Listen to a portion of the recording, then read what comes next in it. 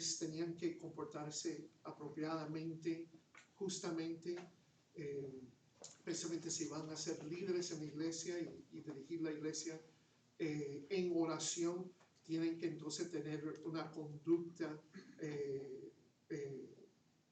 santa, como dice en capítulo 2, versículo 8, quiero pues que los hombres oren en todo lugar, levantando manos santas sin ira y ni contienda. En otra palabra, que lo que hacen por afuera, pues, los gestos o costumbres exteriores en la forma externa de la oración, cuando se hace públicamente, esos hombres están dirigiendo la congregación en la oración a Dios. Entonces deben ser hombres que están viviendo una vida piadosa que incluye no rendirse a la ira o a la contienda. Eso estaba pasando ya frecuentemente en la iglesia por los maestros falsos o hombres que estaban aceptando y promoviendo errores que al fin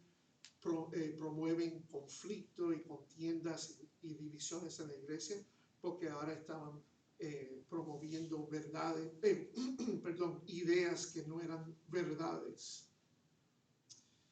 Pero ahora, en el contexto especialmente donde se encuentra la iglesia en Éfeso, y debido a la cultura, es importante también a dirigir una palabra de Dios sobre la conducta de las mujeres. Una de las cosas conocidas de esta ciudad antigua que se llama la ciudad de Éfeso, que se encontraba ahí en una región del mundo que se llamaba la Asia Menor, que ahora, si conocen su geografía y a lo mejor después del servicio, que si quieren ver el mapa del mundo allá atrás, es ahora, Asia Menor es ahora Turquía, la nación de Turquía, y Éfeso era una de las ciudades principales, más grandes principales de esa región. Y una de las cosas que hacía esa ciudad famosa, conocida y impactante, no solo por la cantidad de su población, su tamaño de ciudad y eso, pero la influencia religiosa que había ahí en esa ciudad. Ahí se encontraba lo que se llamaba o se conocía como una de las maravillas del mundo de ese tiempo, y era el templo de Diana o el templo de Artemis, una diosa griega, greco-romana, depende de si está hablando del politeísmo griego o romano. Ellos se referían a los mismos dioses, pero tenían diferentes nombres. Artemis sería el nombre griego, Diana el nombre romano.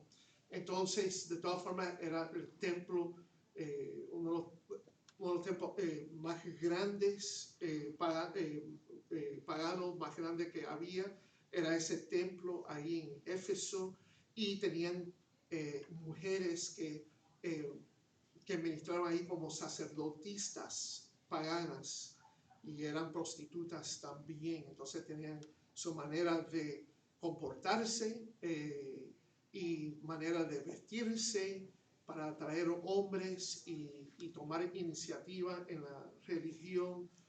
Pero no es necesariamente que solo eso era influencia de las mujeres ahí en la iglesia en Éfeso, pero claro, si las mujeres en la iglesia fueron salvas y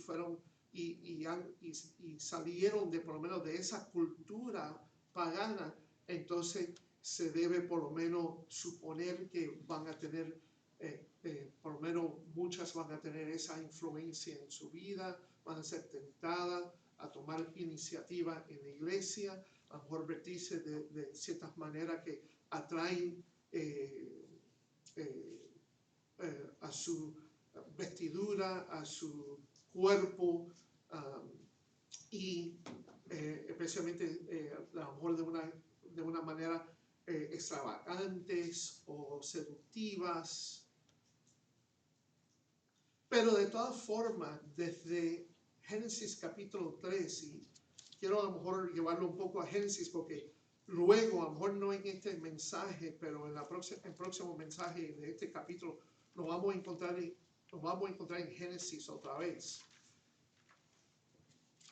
Y van a saber por qué. Pero en Génesis capítulo 3, versículo 16, estamos en el contexto de la caída del hombre, la entrada del pecado al ser y la existencia del hombre en sus relaciones personales y también la entrada del pecado y sus efectos, su maldición a la tierra. Que la creación también ha sido afectada por la presencia del pecado. Entonces, la presencia de Dios está ahí, está pidiéndole cuentas al hombre y a la mujer por la desobediencia que han mostrado, porque comieron del árbol del huerto ahí que Dios prohibió.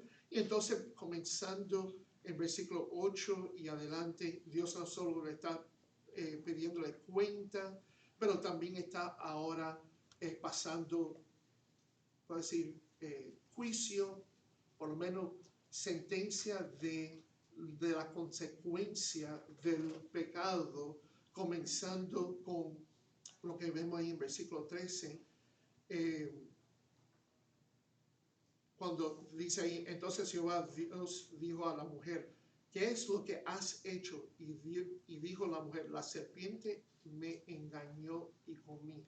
Claro, están pasando la culpa, porque anterior el hombre, Dios le preguntó al hombre, le estaba pidiendo cuenta y él estaba pasando la culpa a la mujer, pero al fin a Dios, porque eres tú, Dios, que me diste esta mujer. Entonces Dios le habla a la serpiente, por cuanto esto hiciste, maldita serás entre todas las bestias y entre todos los animales del campo. Sobre tu pecho andarás y polvo comerás todos los días de tu vida. La serpiente es un animal y no fue el animal en sí que tentó a la mujer, pero fue Satanás que usó el animal para acercarse a la mujer e intentar a la mujer, hablarle a la mujer y engañarla. Pero ahora en la maldición del pecado, la serpiente va a sufrir porque representa ahora en la consecuencia del pecado, el juicio, la maldición que Dios le da al mundo por la presencia del pecado al reino de animales. Los animales van a ser afectados, incluyendo la serpiente. Pero fíjense lo que dice entonces en versículo 15, que vemos se puede decir el primer evangelio, el protoevangelio. Y pondré enemistad entre ti y a la mujer. Y ahora, por seguro, no está hablando solo a la serpiente en sí, está hablando al ser detrás de la serpiente, que habitó la serpiente. Y pondré enemistad entre ti y a la mujer, y entre tu simiente y la simiente suya.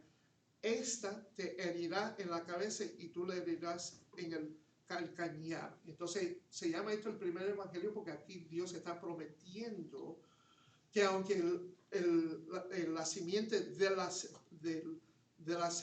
serpiente o en sí de lo que va a venir o proceder del poder del ser que habitó la serpiente, va a herir, ese que va a herir su cabeza lo va a herir en la calcañar.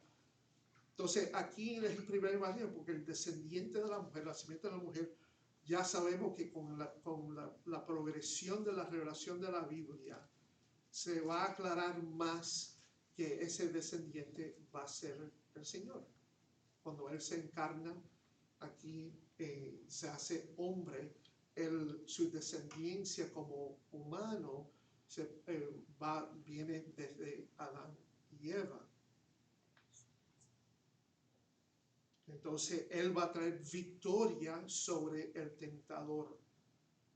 Lo va a herir en la cabeza. Y claro, una herida en la cabeza es una herida mortal. Él no va a herir al calcañar, aunque siendo crucificado y muriendo físicamente no es algo que fue poco de dolor y de sufrimiento, pero fue un sufrimiento y una muerte temporal, porque 3 días después de eso el Señor Jesucristo resucitó. Y otra vez, para reforzar las buenas nuevas aquí, aunque las buenas nuevas, el mensaje aquí bien primitiva y sencilla, es que él derrotó a Satanás y su poder. Entonces, de ahí va la mujer. A la mujer dijo: multiplicaré en gran manera los dolores en tu preñeces, y con dolor darás a luz los hijos, y tu deseo será para tu marido, y él se enseñoreará de ti. Entonces, vemos aquí en este versículo que el deseo que da aquí, y una palabra rara en el Antiguo Testamento, solo ocurre 3 veces. La palabra hebrea aquí, el verbo hebreo aquí, teshuka, aparece 3 veces en todo el Antiguo Testamento. La próxima vez aparece en Génesis capítulo 4, versículo 7, cuando habla ahí relacionado con Caín, que el pecado tiene su desea a Caín, y él tiene que dominar el pecado ahí, la tentación que estaba sintiendo en su corazón para matar a su hermano. Pero al fin y al cabo no quiso dominar ese deseo, esa tentación, pero se rindió a esa tentación de su odio hacia su hermano. Entonces la tercera vez no aparece esta palabra hasta cuando llegamos en Cantares de los Cantares, que ahora tiene que ver en ese contexto el deseo matrimonial o ese deseo íntimo entre la mujer y su marido. Entonces, en este contexto, yo creo que el deseo aquí, especialmente cuando se está refiriendo a las consecuencias del pecado y cómo el pecado trae automáticamente división, separación, ¿verdad? Está la consecuencia del pecado que nos separa de Dios, ¿verdad? Trae una separación entre Dios y el hombre. Y vemos que inmediatamente hay un conflicto entre Adán y Eva, porque Adán ya le está echando la culpa a Eva. Va a haber esa consecuencia donde eventualmente va a afectar las relaciones entre el hombre y los animales, a la cual él tiene que dominar, pero los animales lo van a amenazar también. Van a ser temerosos. Y claro, en capítulo 4 vemos las consecuencias del pecado, donde hay separación y odio entre hermanos, a tal punto de uno mata al otro, y así se está desarrollando el pecado y las consecuencias del pecado, y la consecuencia, el fin, es la presencia de la muerte física, no solo espiritual, pero física. Entonces aquí se está hablando yo creo que del deseo, donde hay ese conflicto entre la mujer y su esposo, entre mujeres y hombres, porque Dios creó al hombre para ser cabeza de la relación, líder de la relación, pero el que tomó la iniciativa en la caída fue Eva, porque ella fue engañada. Pero vemos en versículo 17, y al hombre le dijo: por cuanto obedeciste a la voz de tu mujer. En otra palabra, ella tomó la iniciativa, ella se presentó como líder aquí, y te trajo algo para tomar o comer en este sentido, y tú obedeciste a ella en vez a Dios. Tú seguiste a ella en vez a Dios, y en vez de ella seguirte a ti, tú la seguiste a ella.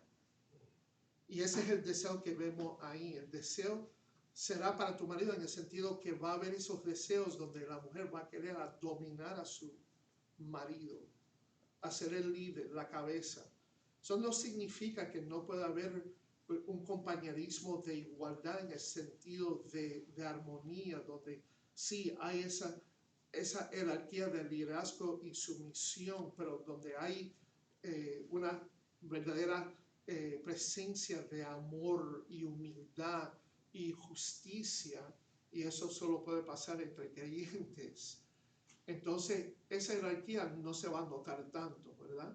Porque los líderes tienen que también humillarse a servir a esos que están bajo su liderazgo.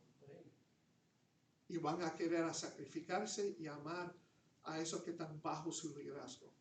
Eso no es la manera en que se presentó el Señor Jesucristo a nosotros. Él es el Señor de los señores, el Rey de los reyes, pero se humilló y se hizo hombre. No solo que se hizo hombre, tomó la postura de un esclavo, limpió los pies de sus discípulos y siendo obediente al Padre, Él murió por pecadores sobre nosotros. Pecadores que somos sus criaturas cuando nos hemos rebelado contra Él. Fuimos enemigos cuando éramos enemigos y débiles y pecadores. Él todavía mostró su amor en cuanto que Él se humilló y se sacrificó por nosotros. Cada uno de por nosotros. Eso es un líder. El líder que mostró que mostró la actitud y la postura de un siervo. Entonces los líderes masculinos, los hombres, son líderes, pero deberían ser siervos líderes. Siervos líderes. No dominantes, no dictadores, no tomar el señorío sobre las mujeres o otras personas. Eso es difícil en nuestra cultura, ¿no? Porque eso es inculcado en nuestra cultura. Pero eso no es solo en nuestra cultura, esto está inculcado en la naturaleza pecaminosa en toda la cultura, en toda la historia de la humanidad. Porque eso, Dios dijo, esto va a ser la consecuencia, mujer. Vas a tener mucho dolor ahora en tu parto. Entonces, algunos de ustedes, si han dado luz a niños, piensan de Eva. Pero hombres, cuando están sufriendo, o cuando las cosas no van bien y son cosas de imperfección y pecado, y a lo mejor la mujer no te está respetando, no le echo la culpa a la mujer, echo la culpa a Adán. Pero ya Dios está diciendo que esto no es una manera, esto no es una situación cultural, esto es una situación ya teológica, espiritual, donde ya va a haber inherentemente en la naturaleza pecaminosa de la mujer un deseo de no querer someterse en todo al liderazgo del hombre. Pero no solo se queda ahí. Ella también va a sufrir las consecuencias porque a la reacción de ese deseo está esto, y él se enseñoreará de ti. En otras palabras, entonces la reacción del hombre, como se ha visto en la historia, hombres que han dominado y han maltratado y han abusado a mujeres y a niños, va entonces a querer reacción de esa manera, a dominar a la mujer de una manera que no agrada y glorifica al Señor, ni muestra o refleja su carácter. Entonces, el contexto cultural de Éfeso es importante a saber, a lo mejor las tentaciones, las vulnerabilidades, las debilidades de una mujer de esa cultura, pero ya eso está también en la naturaleza pecaminosa de una mujer, sí, que aunque es convertida espiritualmente, todavía va a tener esas tentaciones de querer entonces a tomar la posición o de ser cabeza o líder cuando Dios no ha ordenado, no creó, no diseñó ni creó ni ordenó que la mujer sea el líder en su hogar ni en la iglesia. Esto es sumamente importante porque muchas personas, aún en la iglesia evangélica,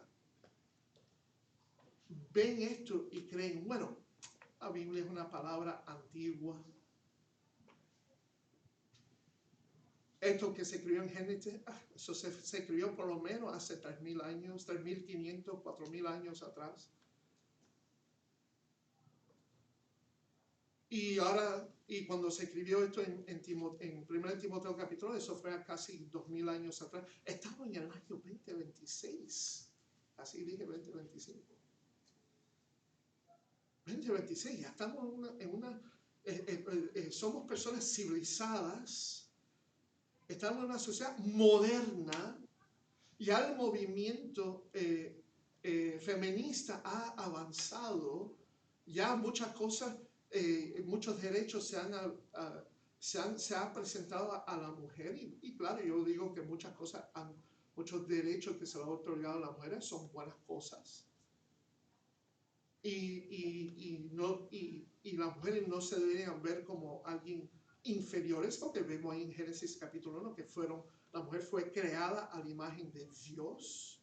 Entonces, espiritualmente, ella es igual al hombre. Entonces, culturalmente, históricamente, la sociedad, todo ha cambiado. Estamos en este año, estamos en un tiempo moderno. Entonces, la Biblia, o por lo menos las exhortaciones en cuanto a la posición práctica de la jerarquía, de liderazgo y sumisión en el hogar y en la iglesia, ya eso no es relevante. Ya eso ha pasado de moda.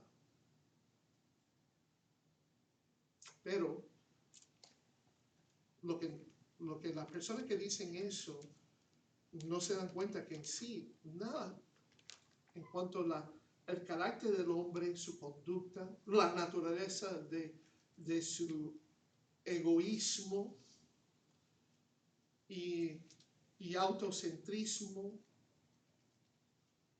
no pasa de moda. Los mismos pecados que se hicieron hace 2,000 años, 3,000 años atrás, todavía se hacen hoy mismo. Y la palabra de Dios no pasa de moda. Sabemos que Dios es un Dios inmutable, es el mismo Dios ayer, hoy y mañana y para siempre. Entonces, lo que Dios diseñó no ha cambiado de moda, porque Dios no cambia. Y lo que vemos, por ejemplo, en pasajes como Isaías capítulo 40, versículos 7, versículos 6 al 8, dice, voz que decía, da voces, y yo respondí, ¿qué tengo que decir a voces? ¿Qué tengo que decir a voces? Que toda carne es hierba y toda su gloria como flor del campo. La hierba se seca y la flor se marchita, porque el viento de Jehová sopló en ella. Ciertamente como hierba es el pueblo, sécase la hierba, marchítase la flor, mas la palabra del Dios nuestro permanece para siempre. La misma persona que a lo mejor dice, bueno, amor, en cuanto a eso pasa acerca del carácter, el rol de la mujer,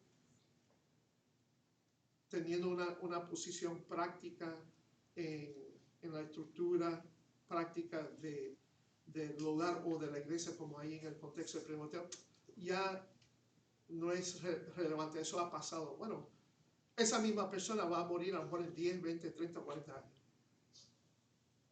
Pero todavía está la palabra de Dios aquí. Entonces la palabra de Dios es más relevante que el hombre. Es más relevante del hombre porque la palabra de Dios es la palabra que viene de Dios. Tiene su esencia, tiene su naturaleza, porque fue inspirada por Dios, como a lo mejor decimos en 2 Timoteo 3:16, que la palabra de Dios, que la escritura es inspirada, pero en sí es Dios expirando esa palabra. Entonces viene de Él, no solo que el origen de la escritura es Dios, la fuente de la escritura es Dios, es que viene de Dios, de su esencia. Es la palabra de Dios. Entonces, la palabra de Dios es relevante como Dios es relevante. Sigue siendo relevante como Dios sigue siendo relevante. Es el hombre que pasa, como la hierba y el flor. Estamos constantemente orando por personas, especialmente por su estado de salud, sus enfermedades, sus debilidades físicas. Han estado orando por mi mamá, pero mi mamá va a morir pronto. En cualquier momento va a venir, en cualquier momento. Y me voy a alegrar de eso porque no va a sufrir más. Pero de su vida y su existencia aquí en esta tierra no es tan relevante como la palabra de Dios, porque ella va a pasar de aquí como la hierba y la flor. Su vida física, su existencia terrenal, cesará de existir aquí. Pasará como a la flor y la hierba. Pero no la palabra de Dios. Entonces, cuando volvemos aquí, y a lo mejor lo voy a dejar aquí como una introducción al pasaje, tenemos que entonces entender que las palabras que Pablo da aquí, especialmente en cuanto al carácter de la mujer y su rol sometida en la iglesia, es algo que viene y es fundada, creada por Dios mismo. No es algo que se formó culturalmente, históricamente, como una moda que viene en una sociedad que surge, que se levanta en una sociedad, en una población, no, pero entonces luego pasará. Dice aquí nada más para leer la escritura y entonces volvemos a este pasaje en 2 semanas. Dice aquí Pablo, asimismo, ¿por qué dice eso? Porque se está refiriendo a que esta es otra palabra acerca de la conducta de las personas en la iglesia. Entonces, como él deseó, trajo un deseo aquí divino en cómo los hombres deben conducirse espiritualmente, especialmente cuando los hombres se congregan, deben tener ya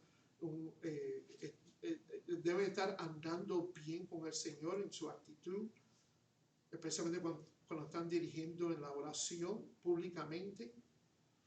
Asimismo, ahora tengo otro deseo aquí. Esto es un deseo no solo mío, como Pablo, pero esto es un deseo que viene al fin de Dios.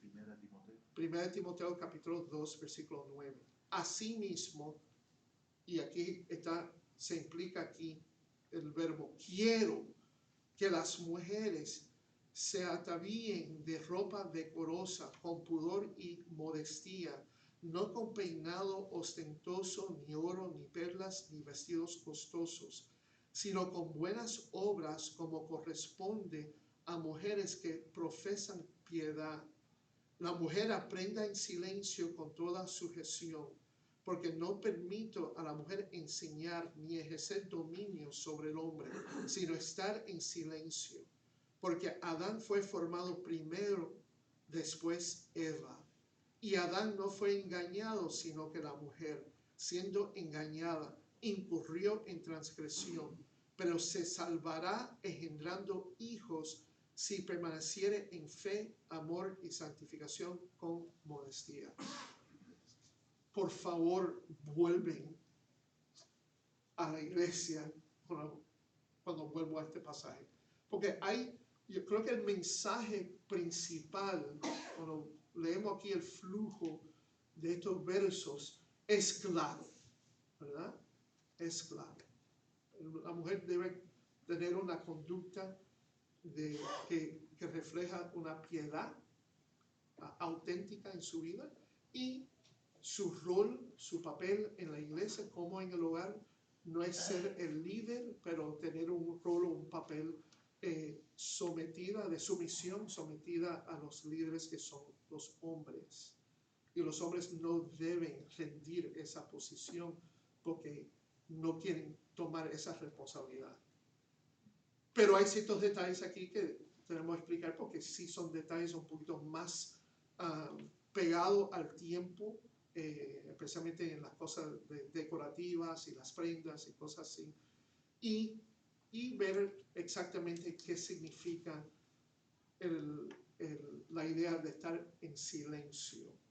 Es bueno entonces volver para entonces poder explicarle más claro lo que significa la palabra de Dios, el sentido de esas palabras en la exposición. Entonces vamos a dejarlo ahí y entonces en 2 semanas volvemos a 1 Timoteo capítulo 2. La semana que viene tenemos la Santa Cena. Normalmente tengo otro mensaje para ese tiempo de la Santa Cena. Bueno, gusto de verlos otra vez y me he extrañado muchísimo. Por favor, pónganse de pie para ser